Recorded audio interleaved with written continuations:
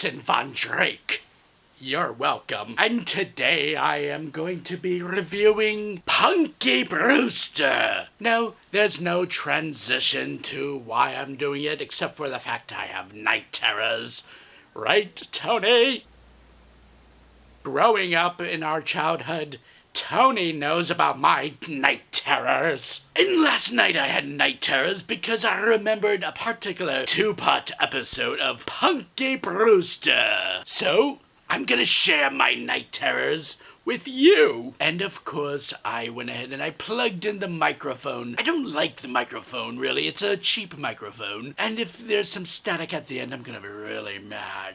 But we'll power through. So if you don't know who Punky Brewster is a show that came out in the 80s of a little girl who was abandoned at a grocery store, who was brought in by a feeble old man, whose photography studio burned down. Then he had a bleeding ulcer. Then she was put back into a group home. And then she was almost given away to a rich snobby family. But she found her way back to him. Then there was that time that her dog got hit by a car and he almost died. And then there was the other time that her and her classmates were traumatized by the Challenger explosion. It was a hilarious show and I loved every minute of it.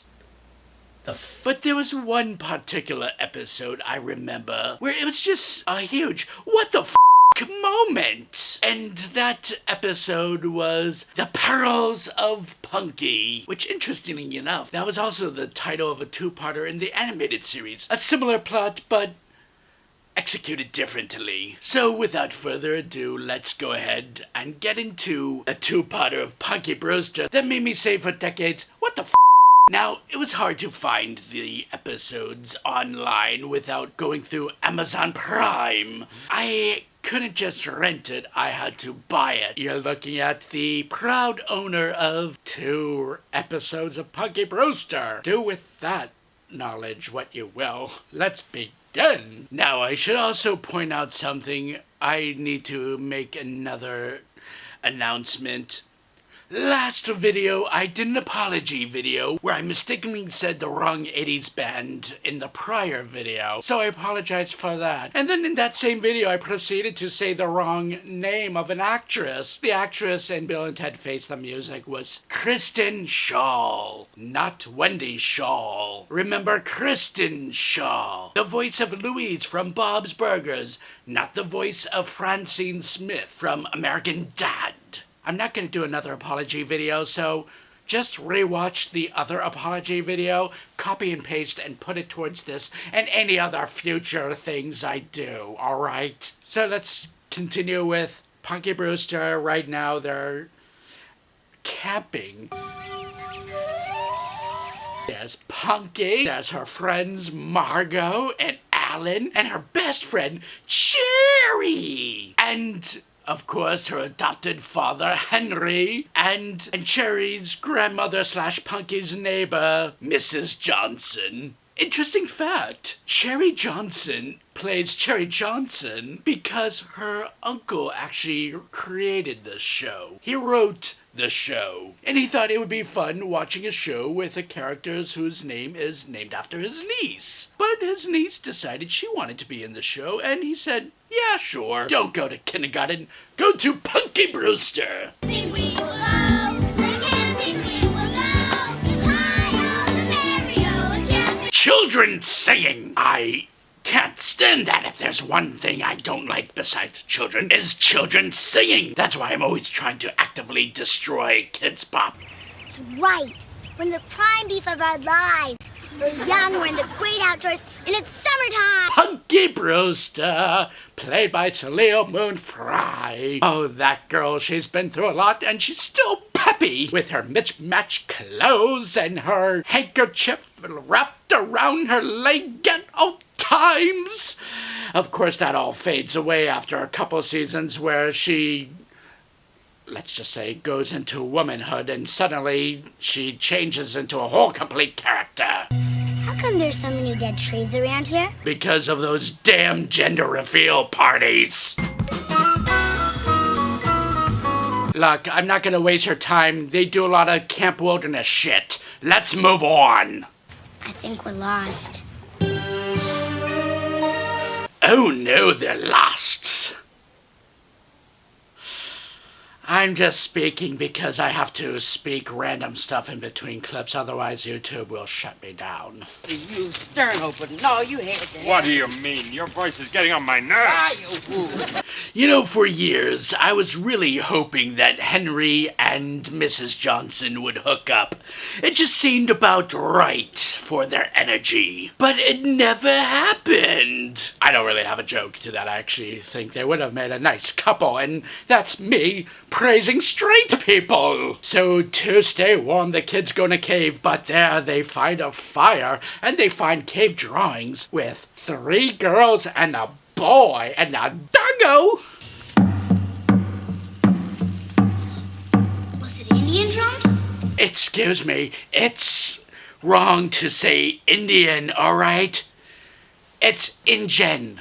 Ugh. Many, many summers ago.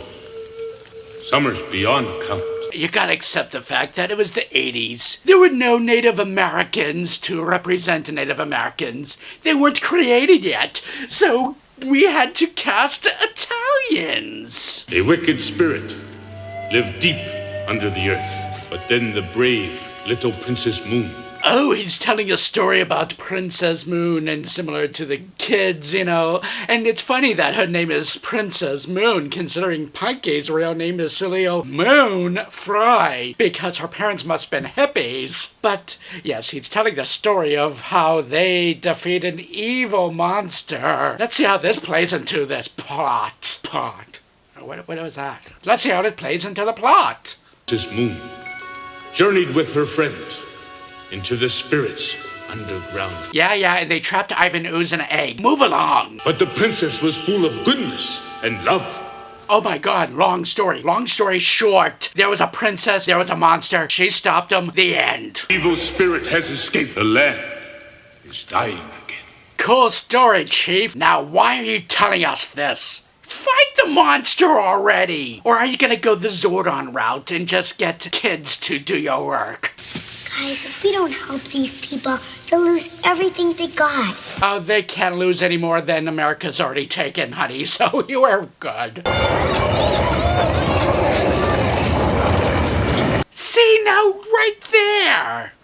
That is a better representation of the Cave of Wonders than that live-action Aladdin did. We've got something too. We've got Punky Brewster! Punky power is a real thing. That is how I came out. This is very much like Lord of the Rings. A lot of walking. Holy shit! And that is how the first part ends. We're about to catch up on some real batshit crazy now. In part 2. Holy it's been a while since I've seen this. Legs and limbs out of the walls. I gotta get that decorator's name. Relax, guys. I think this is a friendly arm. Well, it can't be that friendly. The arm just called you an asshole. And that! Ah, who am I kidding? I can't fight. I don't have any guts. Look, folks, if you ever catch me in a cave with just arms and legs and a head and nothing else, just go ahead and murder me. I don't want to live that life. No, the guy can't even give himself a handy.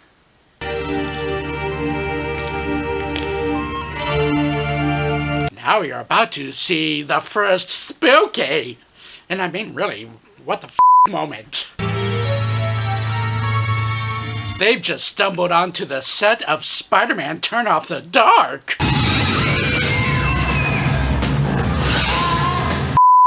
Before, Punky's big problem was being traumatized by the Challenger explosion. This is a whole new level. I think this is the jumping the shark moment for Punky Brewster. Thanks, Brandon.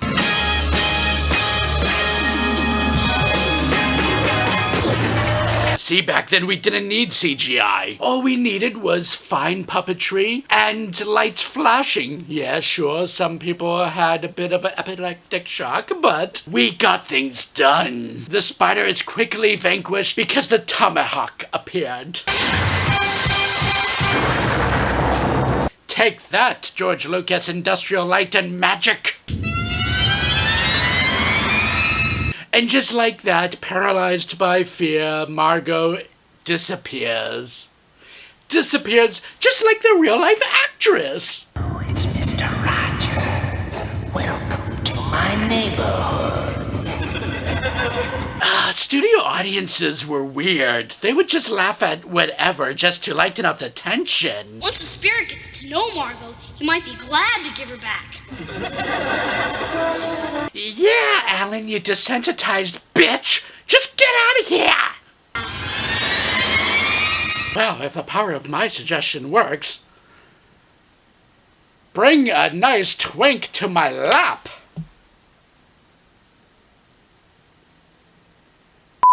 You, I'll just replace it with an alcoholic drink.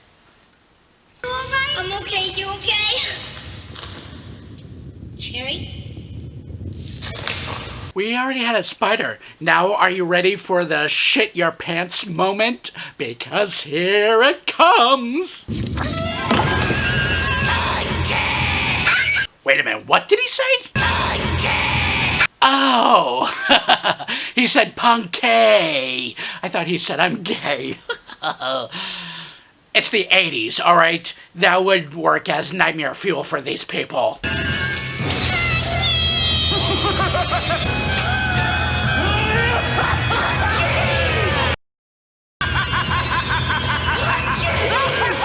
Say, and that is what happens when you have children. Oh, the doggy got turned into the dog from Corpse Bride. Just bigger. You!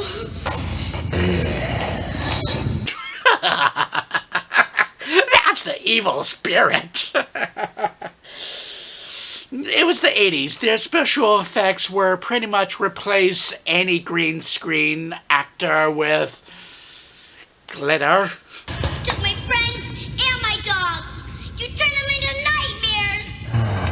Now you think this is gonna be a real ultimate battle between Punky and the Rhinestone Monster, but you're about to be disappointed. X, you must die. But seriously, a monster is telling a little girl that she's gonna die. That's the 80s, alright? The 80s didn't mince around with words just to appease the censors. They had balls. Who are you? I am Princess Moon. I'm here to help you. Ooh, it's the spirit of appropriation. Punky, you can't do that! What should I do? Trust in your heart. Punky, to defeat the monster with love. I gotta say, the monster is quite patient. Feel the love across the earth. Yes, the monster is ultimately defeated by liberal hippie love fest.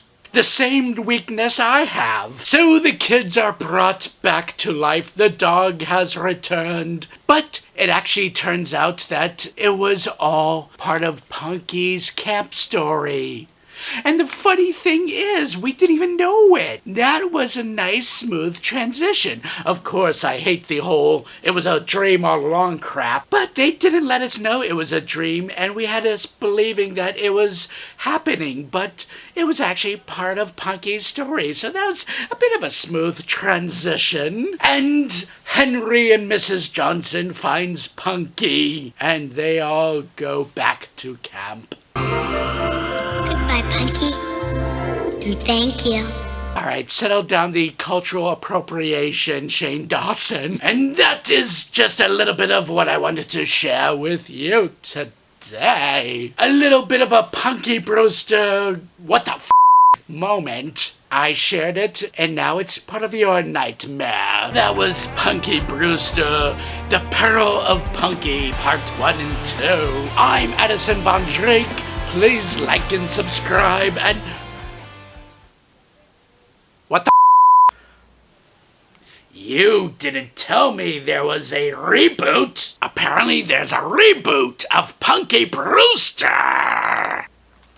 You did not tell me there was a Punky Brewster reboot coming. You're Tony! You're Anthonyx Maximus! You know it all. You know the movies, you know the TV shows, but you did not tell me about Punky Brewster, my favorite character, who is responsible for giving me the strength of Punky power.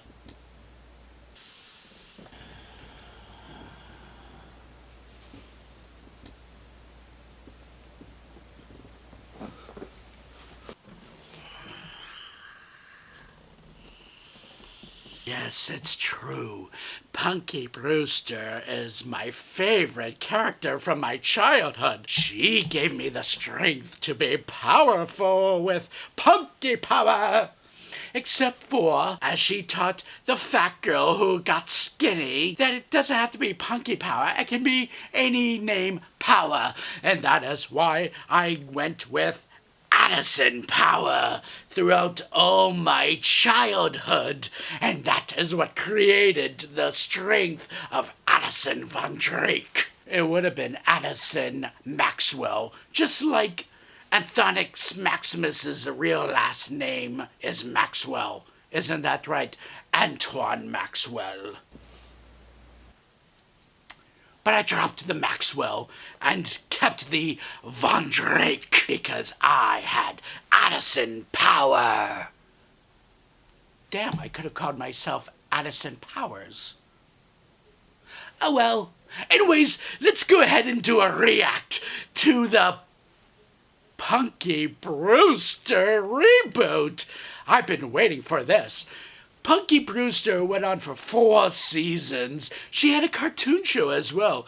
I didn't pay attention to the cartoon show because of that stupid-ass creature thing, whatever the hell that was about. But the TV show had 4 seasons, and I was not satisfied with the ending at all. The last episode was a bottled episode. It was just her dog Brandon marrying another dog. I guess that's someone's finale, but that wasn't my finale. So now I'm excited to see the new reboot of Punky Brewster. Where can I find it? NBC? No. It's on Peacock, just like the reboot of Saved by the Bell on Peacock. So NBC, you sons of bitches, you had to go and make your own subscription network. Yes, it's free, but you gotta suffer through all the commercials and everything, and that's where they get you. You only get partial access when it's free. You get more access by paying $5, and if you want it without ads, it's $10.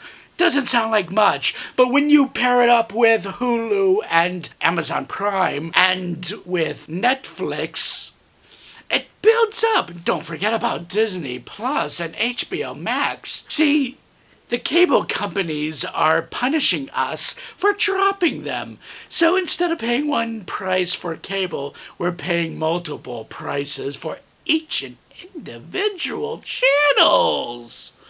Oh, you sons of bitches, you really know how to grab us by the balls.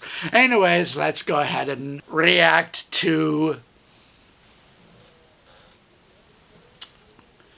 Punky Brewster reboot. Good to see you, Punky Brewster. Mom, you put on 2 different shoes. Haven't done that in a while. Still works. Oh, for God's Raising 3 sakes. kids alone isn't easy. 3 kids. Ish. It's helped me rediscover my punky power. What the f*** was that? The subscribe tag at the end of the video took longer than the teaser. That was the only thing after all these months? Punky and 3 kids and Freddie Prinze Jr.? And yeah, she references that she's wearing 2 different shoes. Okay, that's whatever, but other than that, you wouldn't even know it's a Punky Brewster reboot. And why 3 kids? Why do we have to go the Fuller House rules? That teaser tells me nothing about her, nothing about the show. It still has a laugh track, unfortunately. The f***? I am burning up. Anyways, get us to 1,000 subscribers, and I will not slap the executives of Peacock for making us buy their subscription. Hi, I'm Addison Von Schreck. You're welcome. Thanks for watching the recent video here. Be sure to like, subscribe, and also ring that bell to be notified. And while you're at it, tug, turn your head and cough, and you'll be finding out about some other videos coming very soon. Until then, check out my videos, and if you must, check out Anthonyx Maximus's videos.